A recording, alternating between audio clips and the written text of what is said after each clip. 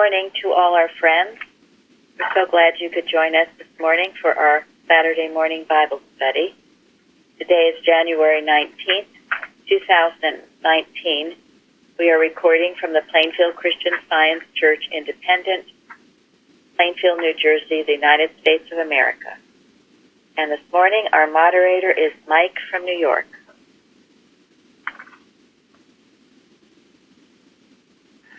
Good morning. For the reading today is, deny with all boldness that you cannot heal, for to admit it is dishonoring God, since He it is who heals, worketh through us. We must see that we reflect Him, reflect the divine power. I know, my dear students, the way is the way of our Master, full of crosses and crowns. I have more to meet than my students, so much more, I cannot conceive of my cup. But still I drink it, thankful that I am found worthy to suffer for Christ. This is from Course in Divinity and General Collectania, Blue Book, Letter to Flavia Knapp by Mary Baker Eddy, page 113. Thank you. That's wonderful. These quotes people have been finding have been very, very good. Thank you.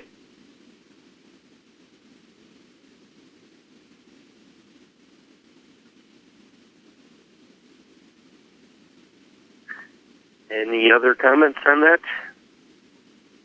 No, just to be so grateful for what Mrs. Eddy did for mankind.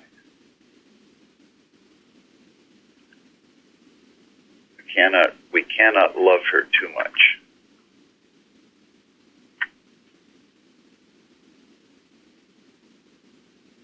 And the only way to show our gratitude is to follow in the way of our Master, as she did. As she did, and to be working for this cause that she founded and loved, gave her life for.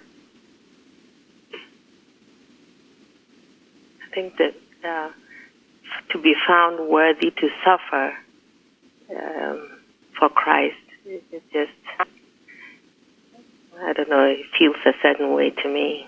I mean, do I ever look at the suffering as, being made worthy? I mean, there's something in it I can't quite explain right now, but it means something more to me.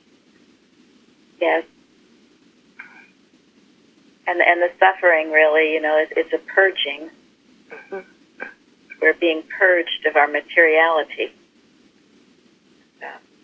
So it's something we just have to, at times, go through. And when we whine and complain about it, it doesn't help at all.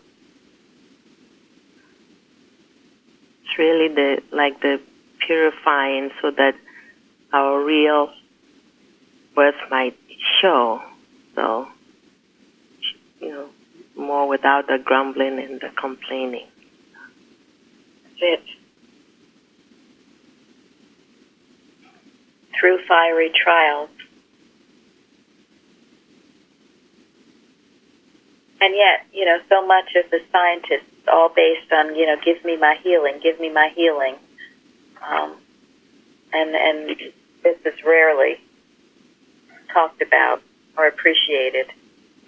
And it has to be, especially, when you've named the name science for a while now. And just the sheep go under the rod, she says.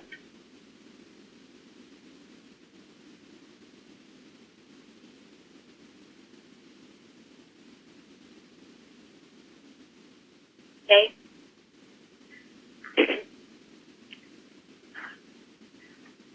Alrighty.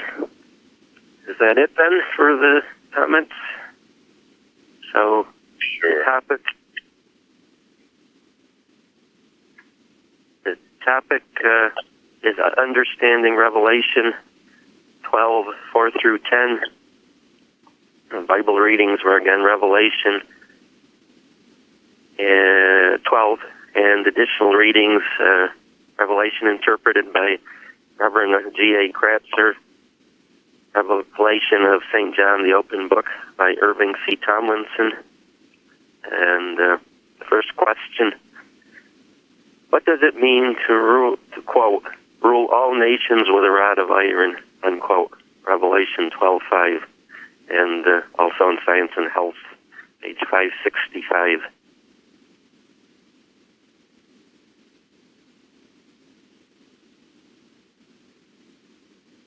I want to hear from some people. I'm going to have Sharon start calling on people today. I'll do it. I'll say it. It's the inflexible rule of truth and good. Yes. Matthew Henry said, excuse me. Go ahead, no? Matthew Henry said, Christ, the true believers, rule, judge the world by their doctrines and their lives. And then read in in Science and Health, Christ, God's idea, will eventually rule all nations and peoples imperatively, absolutely, finally, with divine science. Thank you. That divine science. They also saw that dominion would be strong and irresistible. A lot of iron. Yeah, and it says, it is her man-child that she brought forth, who was to rule all nations. What is her man-child? Divine science. Yeah, it's the revelation of divine science. Specifically Christian science, as it applies to us. And her book, Science and Health.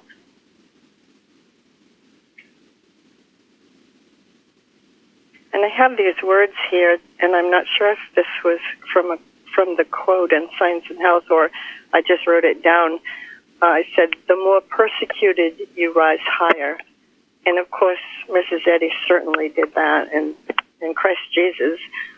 And really through all our trials, we do rise higher. We have to, or else we're done for. But it is wonderful. These challenges and victories are wonderful.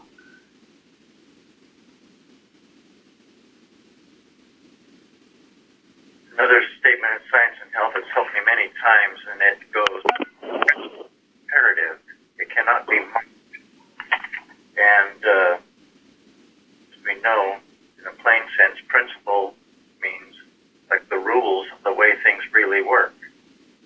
That's why principle was a synonym for God, because things work well when God is in the middle of it all.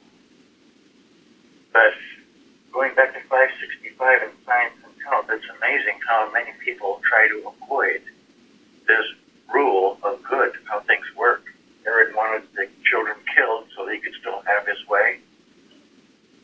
But still, the rule of Christ goes on always.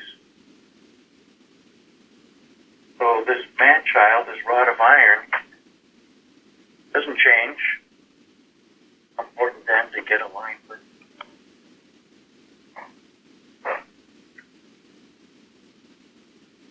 Definitely don't want to get whacked by a rod of iron. Right. Well, it's also the only security is. Yeah. I mean, The only way, period. yeah, for centuries, and even still today, so many people believe that religion is some kind of mysterious, mystic, belief system that, and the idea that Christianity is also scientific is really a revolutionary concept that is not understood or accepted by a lot of people yet. And that science itself ultimately is Christian is also a leap of faith for a lot of people. But that's why what Mrs. Eddy discovered is so profound. That Christianity is scientific. What Jesus did was not a magic show. He was showing us what is possible. And it's possible because it is in concordance with the rules and laws that govern the universe. You can always count on them. They are inflexible, like the rod of iron. You can always count on them. You live in accordance with them, and you are blessed. You violate them, and you suffer. It's that simple. And that is how divine love operates. That is divine love in action. And it will baptize with fire, and the fiery baptism will burn up the chaff of error with the fervent heat of truth and love, melting and purifying even the gold of human character. Thank you. That's wonderful. Thank you. That's why trials are proofs of God's care.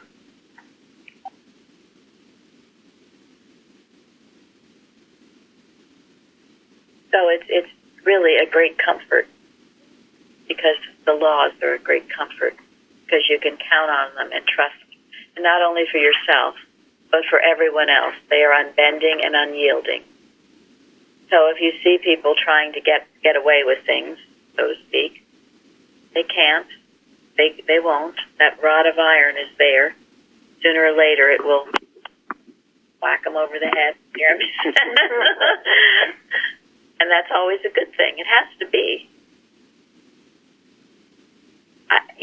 It's said that if you think about it, your most favorite teachers in school were, I know in my case, and I've heard many others say, they were the toughest ones, the ones that demanded, that weren't so lenient and you could do anything you felt like. But there were rules and principles, and you had to obey them. And if you didn't, there were consequences. Children naturally like that. Everyone does. You don't want to live in that gray zone. So, and in Science and Health also is what I mentioned before, where it says this immaculate idea represented first by man and according to the revelator, last by woman, will baptize with fire. And why did she put in according to the revelator, last by woman? Well, it's not her word, it's prophecy. It's prophecy. She's being modestly not promoting herself, but referring, this is what the revelator said.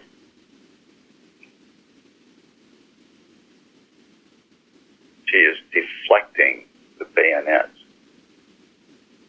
Yes. that were being thrown at her. Yes, thank you.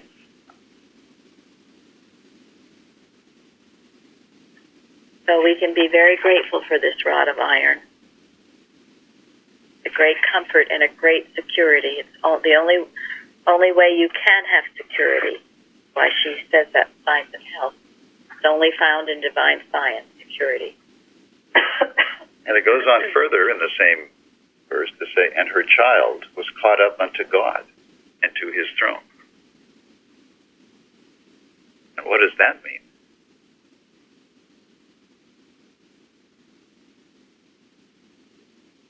Karen, pick someone.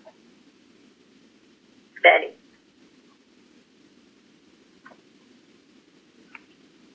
That was Betty wins the prize. yeah, I won the prize. I'm not sure I'm going to win the answer here, but it was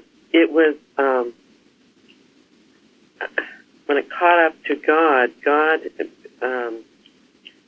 blesses this demonstration of revelation, and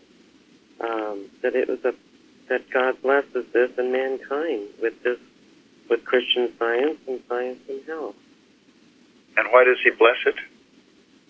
Because it was his,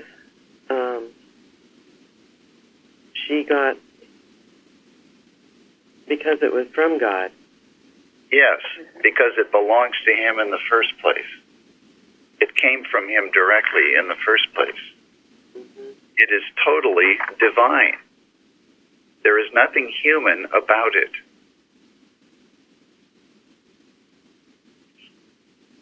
That's why to try to humanize Christian Science, or to try to humanize Mrs. Eddy's revelation in any way, is a sin.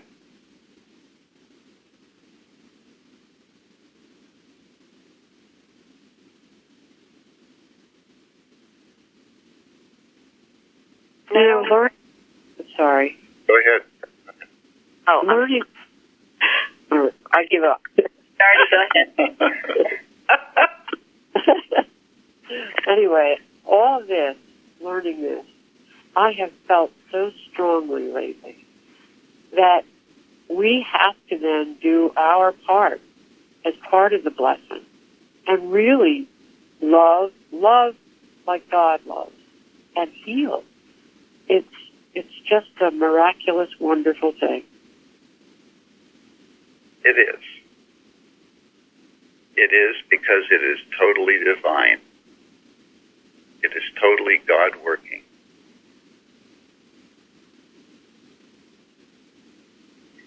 Janet? Yeah, I was going to say that not only is it a sin, of course, but it won't work if you humanize it. It just won't work. It will create all kinds of messes. And what is it to humanize it? That's to instill your will and interpret it the way you want it to be interpreted. Like before you said, you just want the healing. Just give me the healing. Forget about the Word of God and the truth and the science behind it. Just give me a quick fix. I want to get over this. Thank you. That's a good example. You use it for your own selfish purposes with no regard to what we're really dealing with here. We should come to it on our knees. In one of the Think of what anything. Ms. went through to give it to us. That's right. Well, what about some people think of Christian Science as alternative medicine? They don't know what it is. Some people think of Mrs. Eddy as Nice woman. a nice woman and a leader of a new religion, just another religion. Well, it's just ignorance. They have no clue. Yeah, and then there's an organization in Boston that thinks that it controls Christian Science.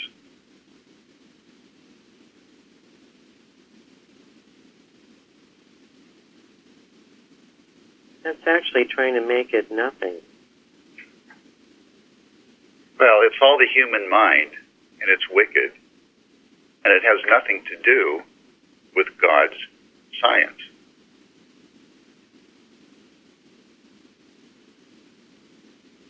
I think that we've seen it time and again. The whole purpose of the human mind, so to speak, is to belittle the things of God.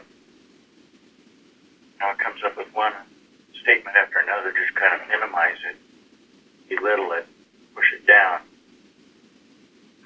But it can't be done. There's one statement in here in the page 565 that really struck me. It says, after the stars sang together in all those primeval harmony, the material lie made war against the spiritual idea. This only impelled the idea to rise to the scene of the demonstration, destroying sin, sickness, and death, be caught up unto God. The thing that caught me was the stars were singing and there was harmony, and what followed that was war. Well, yeah, but the war caused the right idea to rise to zenith, to the highest level of right and good. So right does prevail. It always does. That's the unbending rule.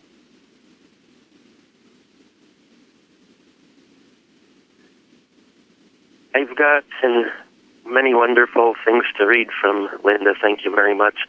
And I can't say exactly which one I saw it in, but what they had, I think it was in one of Alice Orgain's writings, was that she termed caught up as being moving into a higher consciousness, which I think is what everybody's saying. So you're moving from the human to the spiritual consciousness.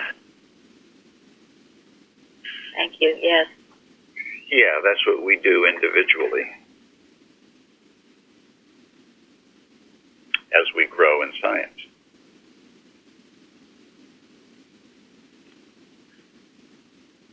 The other thing I have from... I'm sorry, go ahead. No, go ahead, Mike.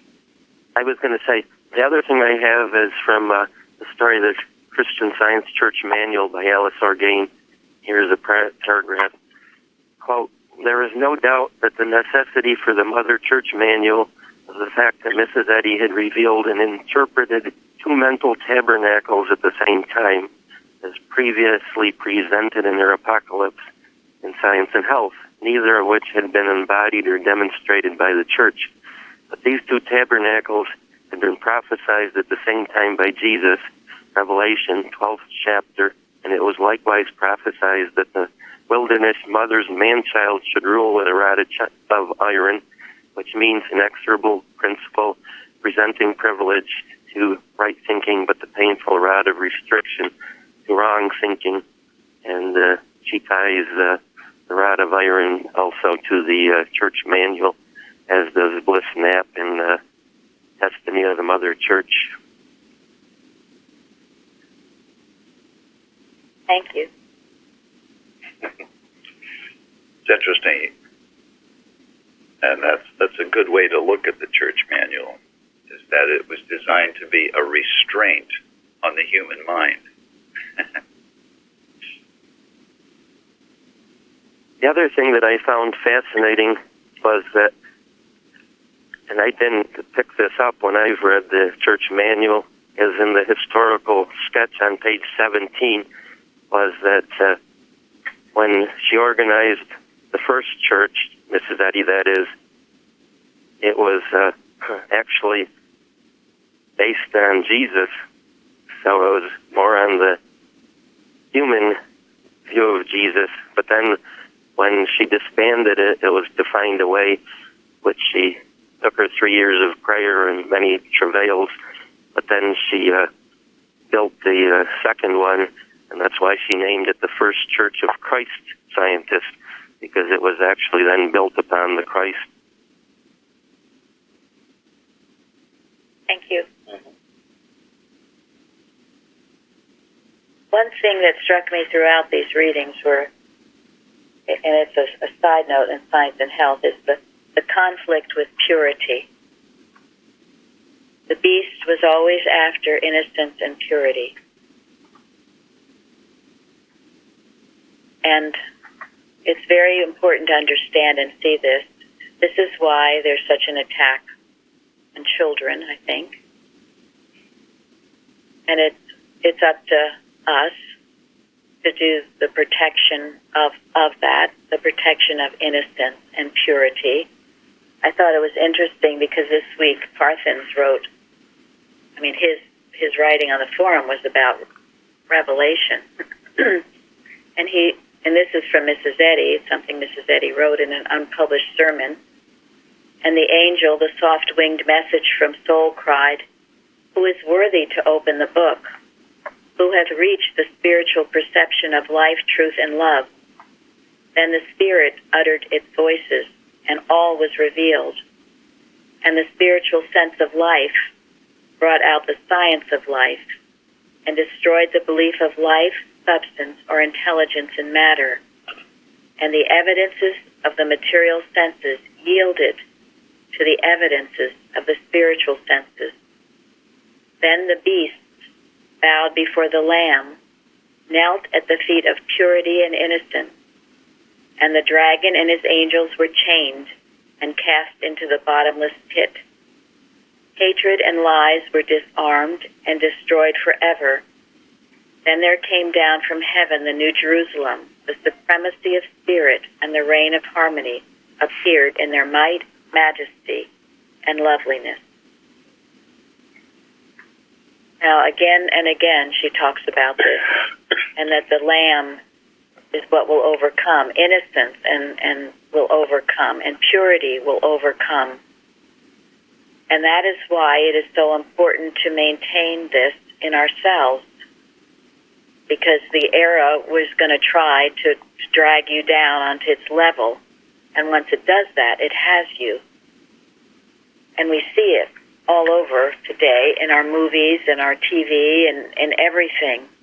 The really outrageous displays of immorality and other things.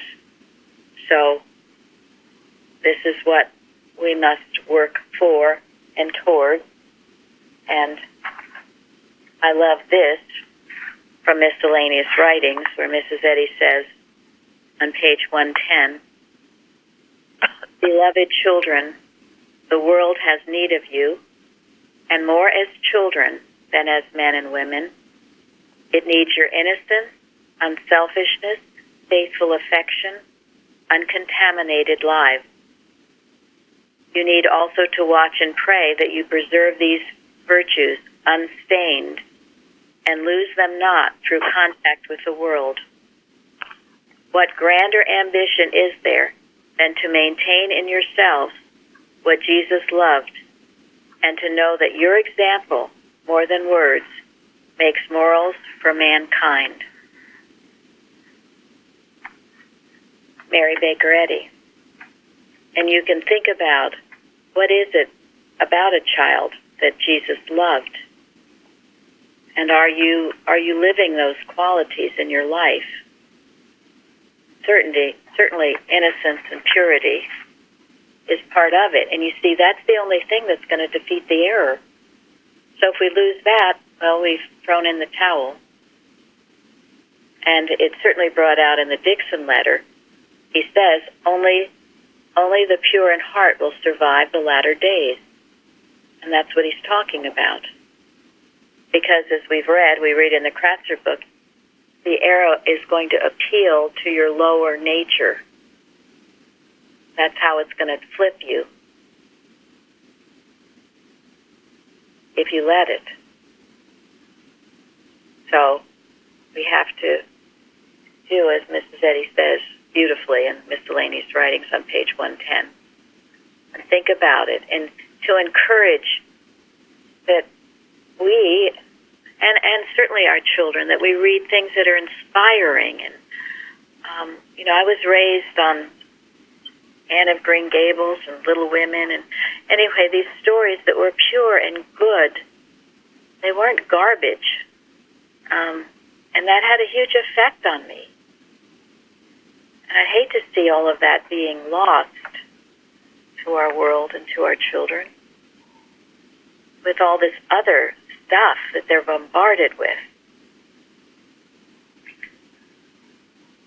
Yeah, I mean, today children are bombarded with 50 Shades of Grey, aren't they? And that's not what God created.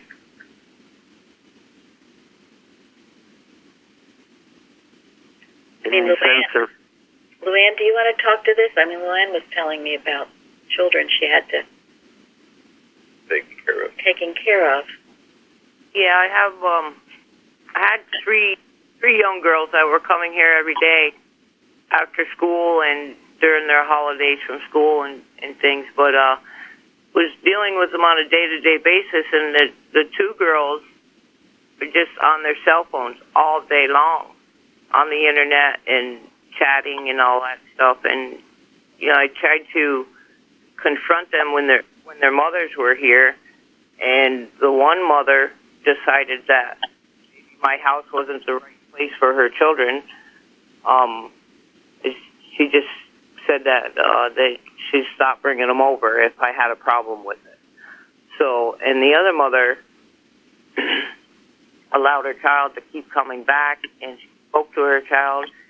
There's just some wonderful changes in the one girl. I talked to her about her eating habits, her sitting around doing nothing habits, and things like that. And there's been some wonderful changes. She comes here just as happy as could be off the bus. She doesn't overeat at dinner time and fill her plate. She's willing to help me do anything. But the other two girls, their mother just took them home. They don't come here anymore. So, because I had asked that they got off the cell phones and help me shovel the driveway. Apparently. And they came to Luann's house in these incy-wincy shorts. This is the middle of winter with no change of clothes. So what does this say about the mother? They're the strongest educator. Go ahead, Luann. Are you going to speak again? Yeah, they come over here and short T-shirt and socks, sneakers. And then the mother says, well, you didn't ask them to shovel the driveway. And, I said, well, how could I have them come out and shovel the driveway? They're in their sneakers and shorts. It's 21 below today, So, she just, every time I spoke to her children when she was around, she defended their laziness and their, it just, they wouldn't even acknowledge that someone else needed help, or there was no kindness unless they were told to be kind. It didn't seem to come natural to them. They were so involved with the internet and their cell phones and things like that. They didn't even know what was going on around them. And it really breaks my heart. It really breaks my heart that she kept them from coming over here. So. Well, and the other child who is benefiting, she said, I love you to pieces, and this is why I'm going to enforce the rod of iron, the rules. You do it this way or else, period. None of this discussion. This is how we do it. This is the rod of iron that keeps people safe. And I'm bringing all this out because this is making this revelation applicable to us now, which it is and needs to be. The rod of iron, the purity and the innocence that must be protected. And if we don't do it, who will? Nobody is doing it. And it's well known that, quote, the enemy, unquote, that's how they're going to get our country, through the youth, through all of this immorality, and then put everybody to sleep. And the true values, what God teaches us, is being trampled on and lost unless we stand up individually and do something about it, as this is an example of Luann doing. I'd like to add some things now in this topic. I just want to make one tie first. Is you look in Jesus' teaching, then of course you'll have Paul, Daniel, who we just did recently, and Ezekiel. They all talk about the shepherding rod, and this is the love of the shepherd. And that rod smashes down and obliterates, if you look at some of the Bible studies. Bible readings in the Bible, just absolutely destroys it. And that's with the rod of iron. It is not about destroying people, which we're not talking about, but it's just so powerful and beautiful if you even think about it as the shepherding. That's just one thing to tie it into the Bible.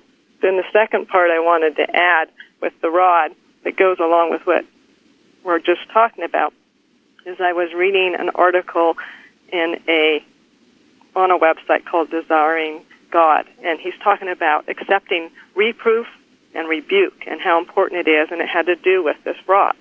And he's pointed out, I'm going to just read a little bit, if you don't mind, but I think it was very powerful about the tie-ins to Proverbs that teaches us all over the place how important it is and to accept these rebukes. And so the writer talks about that, are we cringing when we're getting a correction, or do we embrace the rebuke as a blessing? And he goes on that in Proverbs, those who embrace rebuke are wise and walk the path of life, while those who despise reproof he says in Proverbs 29, it says, he who is often reproved yet stiffens his neck will suddenly be broken beyond healing. And so, we know that all can be healed, but I think that's very strong words and important.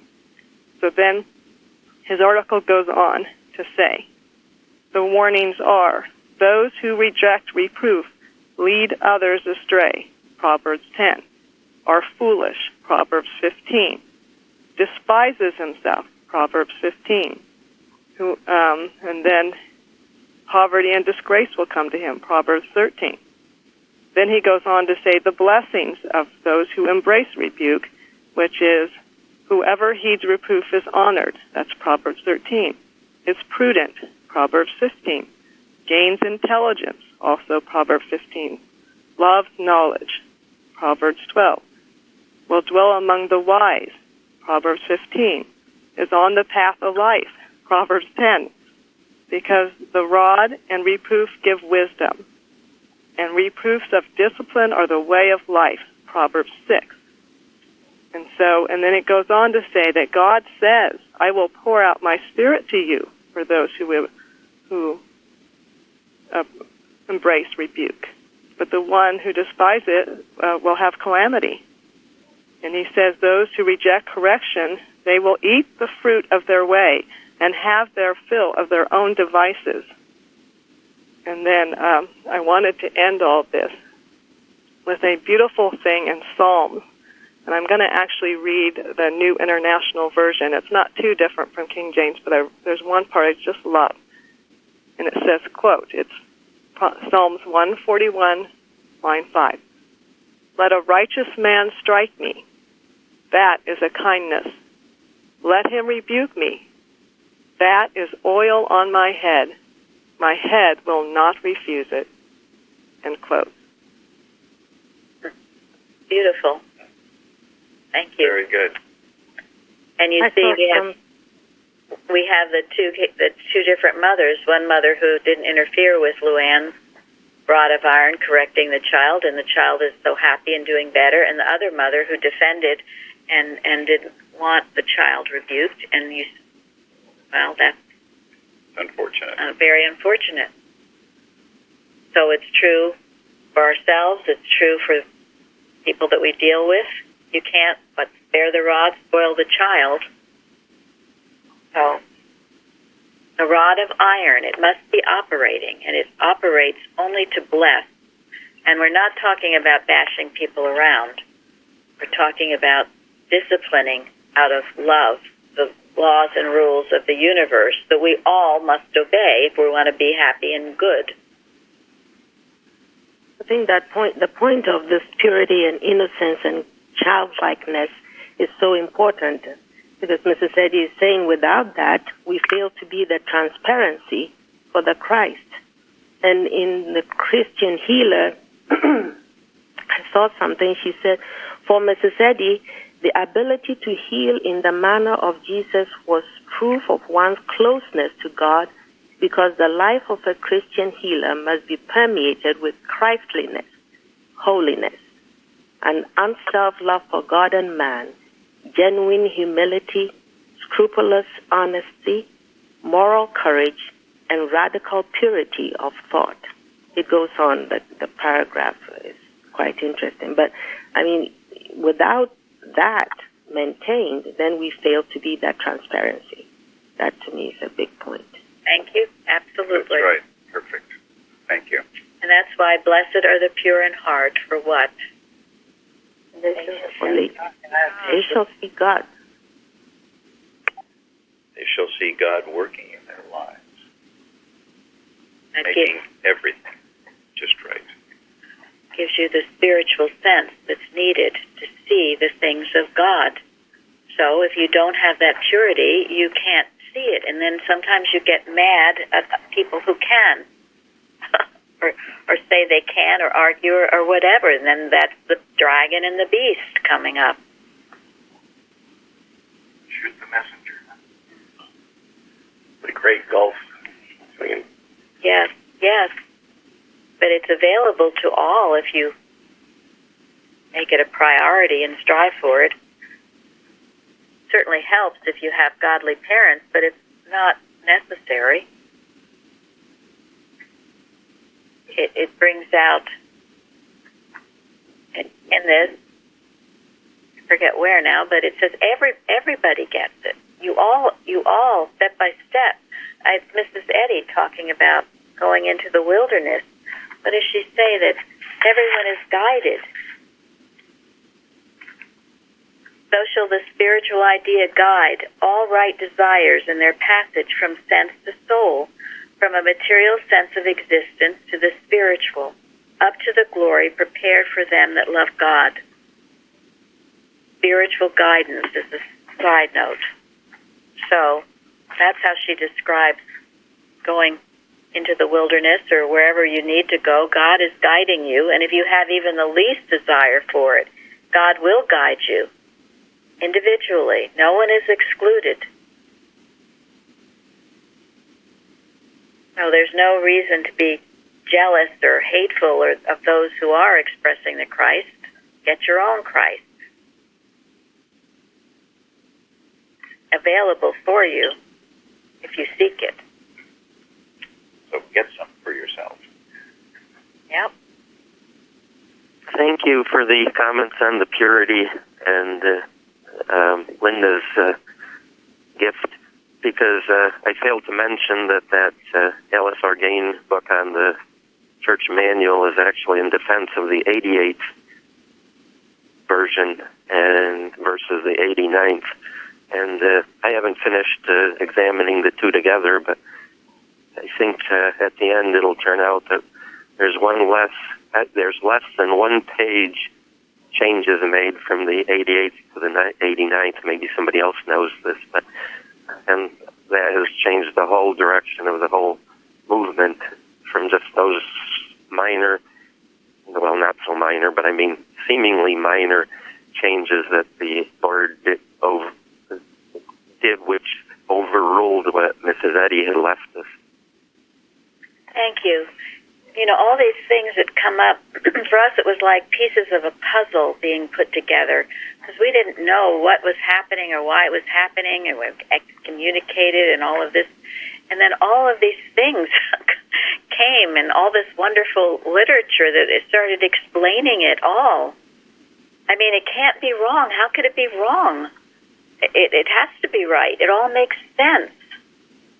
I was praying about when to mention this, but I guess it was Linda and Jeremy sent Andrew Hartsook, who writes the Banner, which is current things going on in the movement, the organization, a memory stick of all his. He writes the newsletters, and they sent a memory stick of all of them, which was so kind, and I'm sure he appreciates it very much. And he wrote a letter just saying that.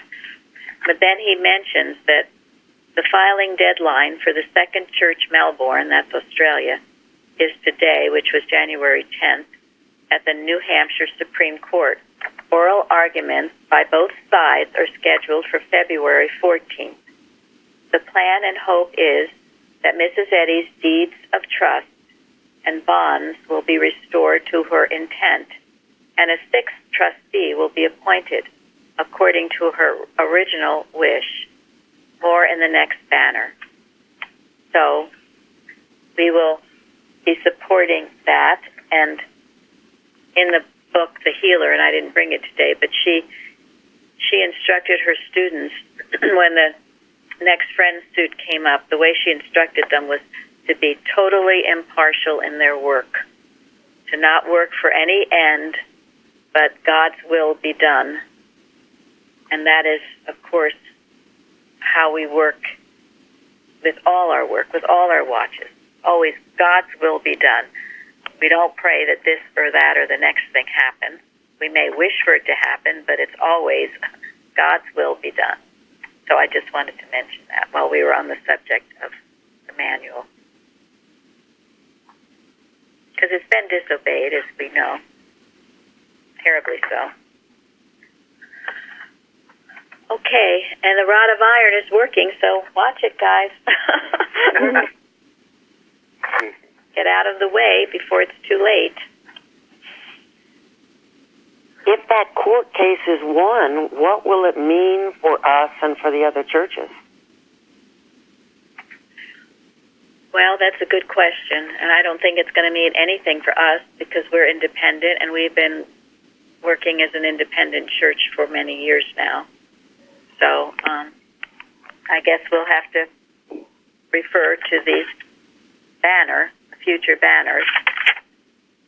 Well, I think what it means. Sorry, go ahead. Well, he says the plan and hope is that Mrs. Eddy's deeds of trust and bonds will be restored, and the sixth trustee will be appointed. So maybe changes will begin to take place in the organization. But as far as we are concerned, or as far as I'm concerned, we focus on this work that we have to do. God's given us this work, and Thy will be done, Father. If there's anything necessary to change within the organization, of course, we know there's a lot, but this readings in Revelation interpreted were also very interesting to me because it kept emphasizing the fact that things have to come in their proper time. Things have to unfold, but you can't force anything to happen, because when you force things to happen, what happens? Get worse. Nothing happens. Yeah. Well, there's a it seems like rebound. If you push something before mankind is ready for it, there will be opposition will rise up and try to destroy it. It's also exercising human will. Exactly. Yeah, so it doesn't have the effect, a right effect. God's will, God's time. That's it. Yep. Yeah, Kratzer brings out the timing must be right, or, quote, idea, end quote, would be destroyed. And all the prayers, the bringing about the coming of the Messiah, all those prayers brought it about at the right time. And certainly as we studied Mary's individual prayer, her innocence and her purity, didn't it bring that forth? But it had to be at a time when it wouldn't be totally demolished. Didn't they try? Herod tried to kill all the young boys. Did everything it could. So all of this has to be, I see this more clearly now. We can't get too frustrated or too pushy. It's got to be in God's timing, because it's like a flower unfolding. If you rip it apart, you'll destroy the flower. God is working this out, His purpose. So if the organization is to be changed or redeemed, then it'll be in God's time and in God's way. In the meantime, as far as I'm concerned, we stand as an example of an independent church and what that means, and following the 88th manual. So, anyone else trying to incorporate a lot of these ideas that are in... We can go on to question number 2. What do you... Most definitely. Before we go on, may I read something that Dede wrote? 2017. She said, talking about exactly the right timing, His perfect plan. And this means that we need to do this and to have the confidence and courage to remain calm, quiet, and patient while waiting for the right answer or result to be revealed to us. Take ourselves out of the way and let God's will be done in all areas of our lives. Thank you. Mm-hmm. And that's true. And, God is working on all kinds of camps. He's not just working in your life. He's working in everybody's life. And everything has to coordinate and come together. And believe me, only God can orchestrate that. No person can. And that doesn't mean, though, we sit idly. And I would certainly say that here in Plainfield, we do not sit idly. We're working every moment. It definitely has to be up to God to arrange all those things. Because if anyone's ever tried to get 2 kids ready to go out somewhere, just that alone is a challenge. Very true.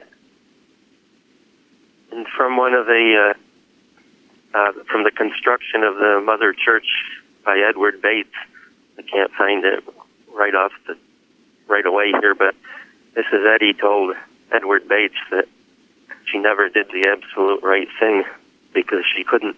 She had to bring the students up to her level to do the absolute right thing, so it was always doing the lesser of two evils, which seems absolutely incredible coming from her, but I can see that now, and I think that's what you were just saying about what the difference between what's going to happen with the Mother Church and with Plainfield. Plainfield's going to keep going where it's been going, and hopefully Mother Church will rectify its wrong ways.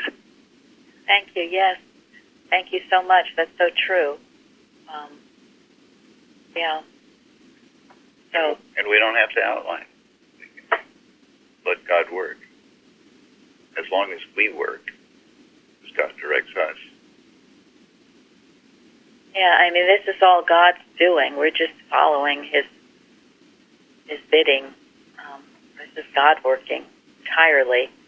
But you see, the importance, if you're not working, what did Mrs. Eddy say when at Gethsemane? What did the disciples do? Fell asleep. No. They slept. And she said if they had not slept, how much farther along we would be. And there are many instances, I mean, of Mrs. Eddy's passing and all this, the coup really that took place, take over the manual and all these things that happened. If that had not happened, how much farther along would we be? So I'm not advocating dragging our heels here, but I am advocating staying active and alert and working and then letting God's plan unfold. And as receptive as we are, the more quickly it will unfold. And these readings that we've been reading pretty much tells us that in many ways it gets a lot worse, doesn't it, before it gets better. It all just foams up. It's a chemicalization. It's all coming to the surface, all being exposed. The dragon, the beast, the liars and the liars, all of that coming out to be vanquished forever.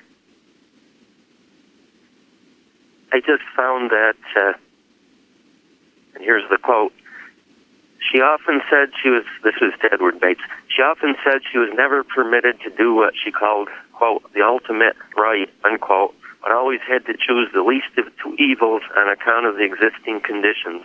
It seems strange to me that the discoverer and founder of Christian Science could not do right when she knew what right was. But I afterwards realized it was discretion, that she must raise her students to her level before she could give them the ultimate right. Thank you. And you know, today, so often in politics and other things, you pick, sometimes it's the lesser of two evils. You just pick what's best, and you step from stone to stone in that way. You don't just throw the baby out with the water, as they say. You step by step. Sometimes it is the lesser of two evils. Sometimes that's what you have to decide between. But do something and make some steps forward for good and righteousness' sake. And if it turns out that was the wrong move, then go try the other one. Have the humility to change. Absolutely, which was what Mrs. Eddy did and admitted that. The humility to change direction if you made a mistake. You change your course. I think Gilbert Carpenter says when you take that step, it gives you the new perspective. Yeah, right. That's right. Right. Which is why it's never a mistake when you're doing the best right that you know. You have a different vantage point to view things. Shall we brush on question 2? Certainly. Okay. What is the significance of the length of days?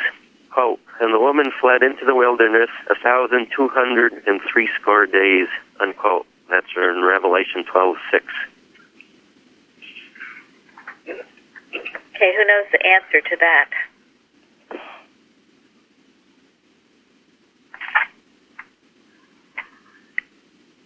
Well, I know one Bible commentary put the date as equaling 1866, when Mrs. Eddy discovered the divine science, which would be which could fight the Antichrist that was supposedly going to reign and rule eventually all nations. Thank you.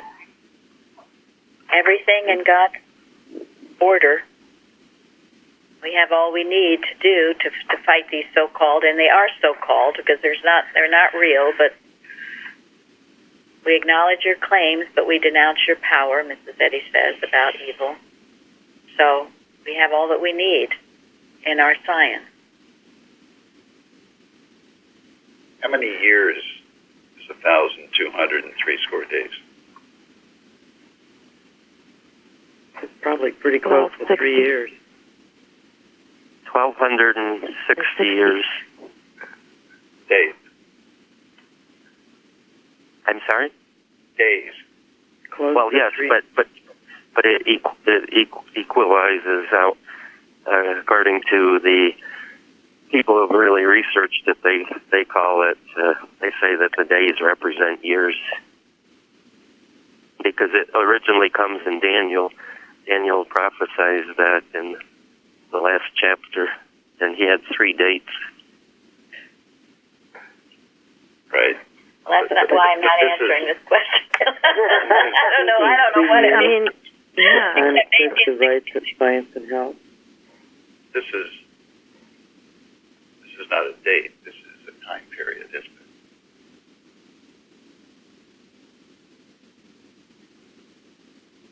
What does Mrs. Eddy say about her discovery of Christian Science?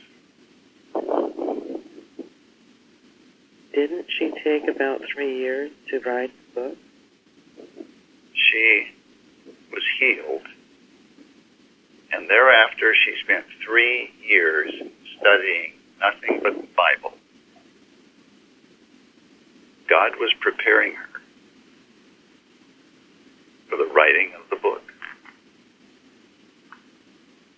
And how long was Jesus in the tomb? Well, 3 days. 3 days. 3 days. it says here the woman fled into the wilderness,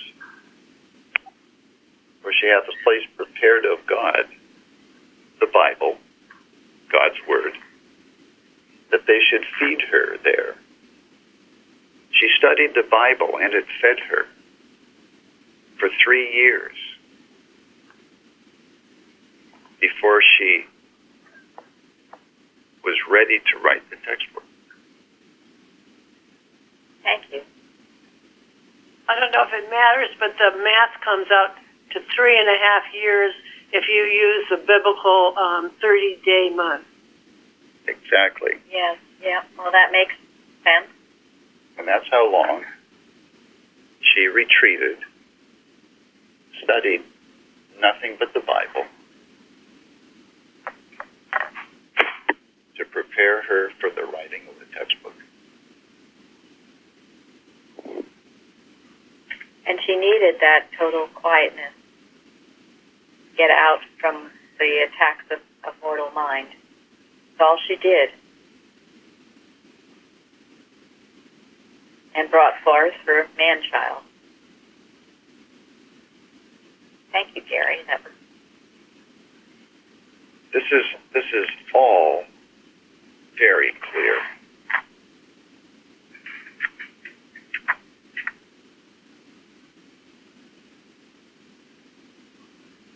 That's why we can never, ever minimize in any way Mrs. Eddy's role in prophecy, her role in history of Christianity.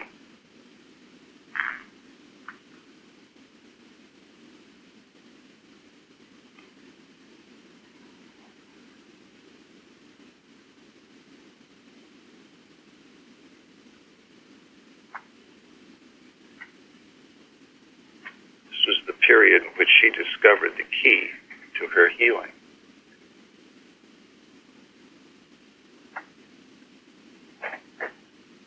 And it was the fulfilling of chapter 12 in the book of Revelation.